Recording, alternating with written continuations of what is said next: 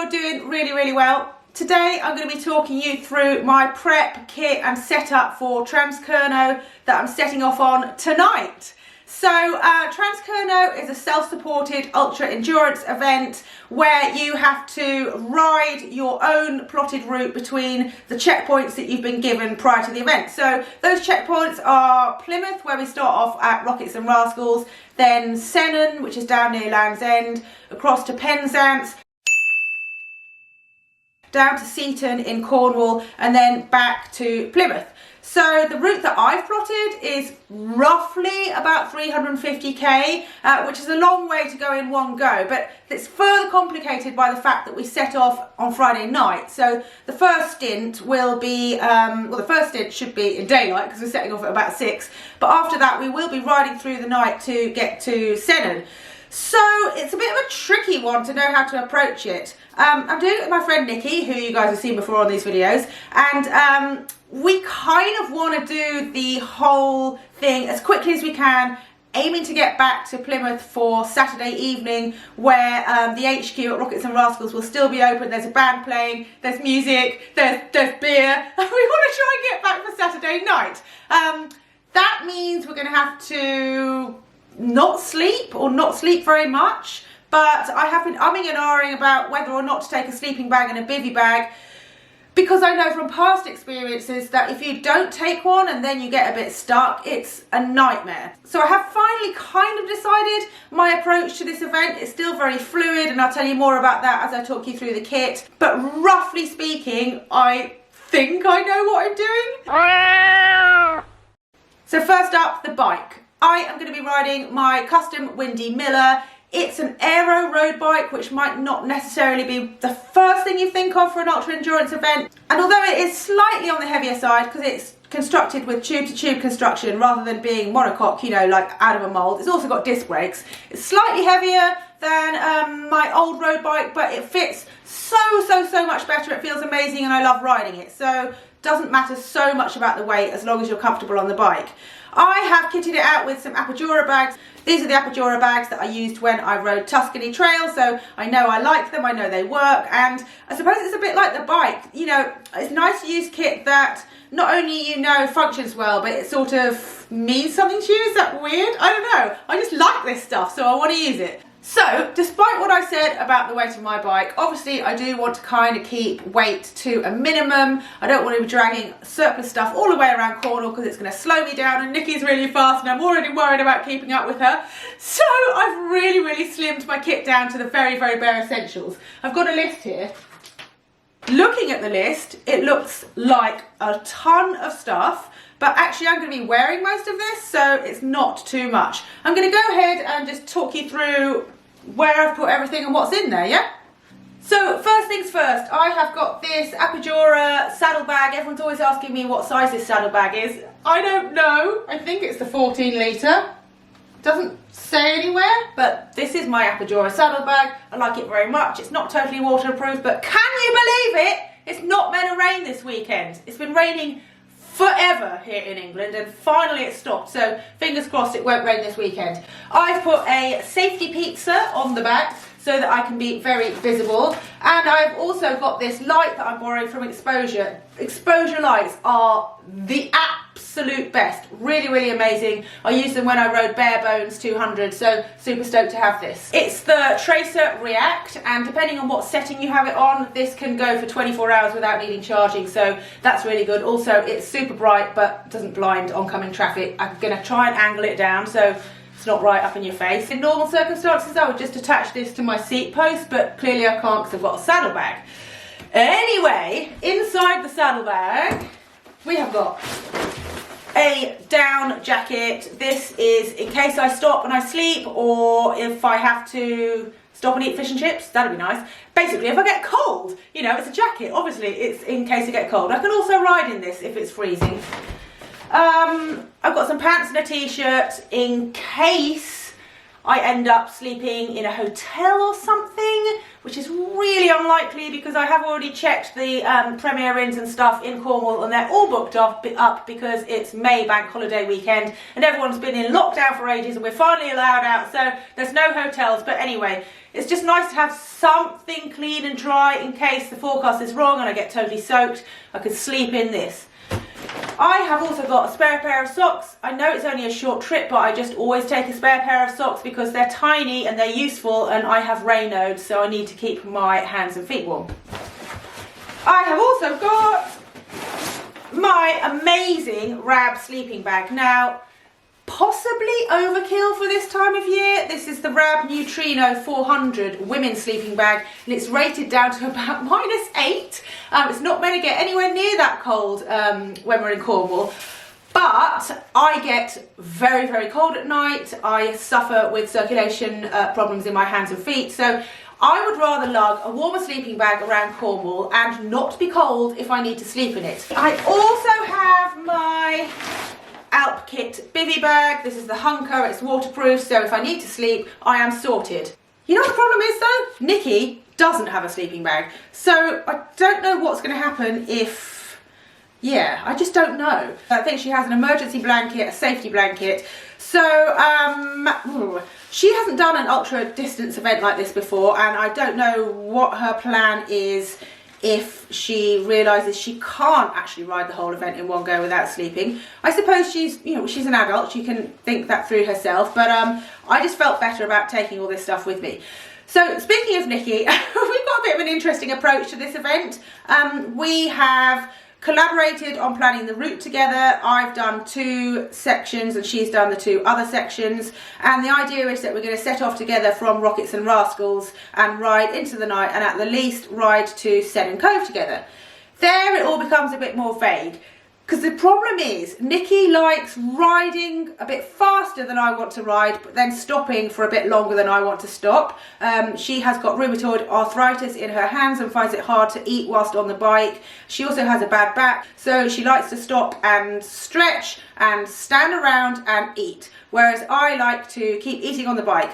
My slight concern is that Nikki is going to push the pace whilst we're riding, and that's going to really fatigue me, and then we are going to spend lots of time standing around eating and stuff, and I could be better off just chugging on at a slower pace throughout without stopping to eat. But I like Nikki, we kind of want to ride together. I'm willing to compromise and go slightly faster than I normally would and stop slightly longer than I normally would. I hope that Nikki will take her speed down a touch and speed up the food stop. So hopefully we can meet somewhere in the middle.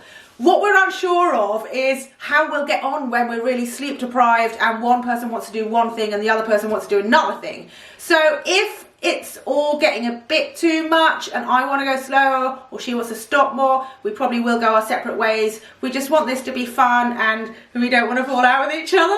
Gosh, do I make us sound like terrible people that we can't keep our shit together and just be nice to each other on an ultra endurance event? I think if you've done one before, then you'll realise that sometimes it works with a riding partner and other times it doesn't. It just really, really depends. So we will see. Anyway, that's everything out of the saddlebag, so let's move on to my bar bag. Right, so I've ummed and ahed for so long about how to transport my other stuff. Because of the size of my frame, I can't fit a frame bag under here, it just gets in the way of my water bottles. So I did think about putting a bag up here. I've got a small Apidura one. But then I realised that there's enough space in my bar bag not to bother, so I think I'm just going to keep it simple. So in the front bag here, the zipper pocket is all the stuff that I need to keep really accessible. So in here I've got a ton of Science and Sports stuff. I'm sponsored by them now and I really, really like their stuff. So I've got my favourite energy bakes. These are really good and I look forward to eating them and enjoy them, so that's kind of important on these rides. I've also got some of their beta fuel. This stuff's really interesting because you can take on 80 grams of carbs using this. It's like a dual fuel source. So this one has got maltodextrin and fructose, and if I have one of these an hour, it covers all of my carb needs for the whole hour. So that's really significant because I'm carrying quite a small thing here, but it will see me through a whole hour of riding, so I'm going to be taking some of them. I've also got some other secret science and sports things that I'm not allowed to show you, but they're very delicious too. Alongside that, in the front pocket, I've got a memory bank. This thing is weighty and hefty, but it charges my phone about 7 times, and I can also charge my Garmin on it, and what else? I can charge my lights on it, so it's kind of heavy, nearly half a kilo. I think it's 450 grams or something like that, is it?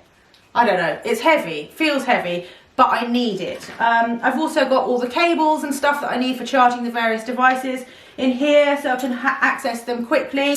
I've got my Garmin 810 that I'm using for recording the ride and navigating. This you can charge whilst using, which is really important because some of the other bike computers, you can't actually run them whilst you're charging them. I've also got, or I will have, let me grab it, some wireless headphones in case I need some music to keep me going. I can just ride with one of these so that I can still hear traffic. Or, you know, I am going to be on, is it the Tarka Trail? Which is traffic free, so I could listen to something nice while I'm riding along with these Skull Candy headphones. What next? Ah yes, so inside the roller part of the bag is some more spare clothing. So I have got in here tools and stuff, gloves, arm warmers, pedal-led waterproof jacket, a spare tube. I've got 2 spare tubes. I'll talk you through the toolkit. In my little toolkit I have got another spare tube, a CO2 canister, a second CO2 canister. I'm actually running tubeless, so I hope I don't need these spare tubes, but in case I do and something happens, I've got patches, I've got glue, I've got a multi-tool, I have got zip ties and a tyre boot.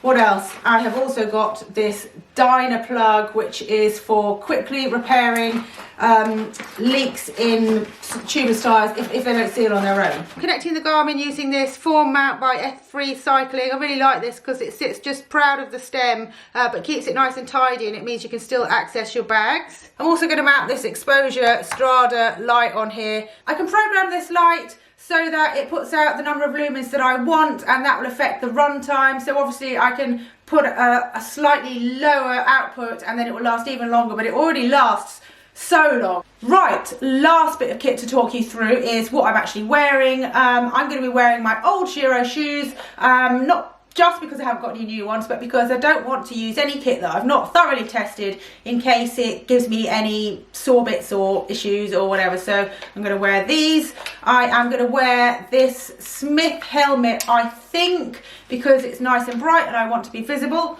I've also gone all in and brought this incredibly bright and reflective safety sash, because we're going to be riding all night on little lanes sometimes and it's very dark down in Cornwall where there aren't any street lights, so I just want to make sure that I'm safe. I want to come home in one piece. I've got these really nice new Smith glasses that I love. I think these are called Flywheel or something.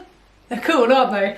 On my body I will be wearing my favourite pedal-led bib shorts, and I'm going to take a pair of leg warmers so I can wear them at night if it's cold. I've got my lovely, lovely, lovely, lovely new pedal-led merino jersey. This is super soft, and plus merino is antibacterial so it doesn't get smelly, at least that's the idea. I've got the pedal-led Mirai women's jacket. This is so incredibly lightweight that I'm also taking the gilet because they just take up no room at all. I've already shown you the waterproof jacket. That's in my front bag. I've got a bandana, which can also be used as a face mask if I'm going in anywhere, or as an eye mask if I'm going to get any sleep. And then finally, I've got some pawpaw ointment because I often get dry lips or a sore nose from all the salt in the sweat and the weather. I've got a toothbrush, no toothpaste though, I need to go and buy some toothpaste. Oh, and this pump I'll be attaching next to the bottle cage on my bike. And here's a plug because I might need to charge some stuff. And that's the lot. Oh no, one more thing. camera, and that's it. I will post a link to my tracker so that you can see how I'm doing and where I am and whether I've managed to make it back to the party in time or if I've had to stop and sleep. As I said, the plan is pretty fluid. I haven't successfully ridden through the night without sleeping before, so I don't know whether I'm going to be able to do that, but I am looking forward to giving it a go. And yeah, it just feels like an immense privilege to be able to ride all night, all day, and see so much more of Cornwall. I do love it down there. And after all the faff of getting everything ready and all the packing and stressing, once you're actually on an event like this, everything suddenly becomes more simple. You just have to navigate your route and find places to eat and ride your bike. So yeah, it should be good. I hope you liked the video. Leave me any questions below. Give us a thumbs up and a sub. I'm trying to get to 100,000 subs. Help me, help me. But yeah, I hope all's good with you, and I'll see you soon. All right, bye.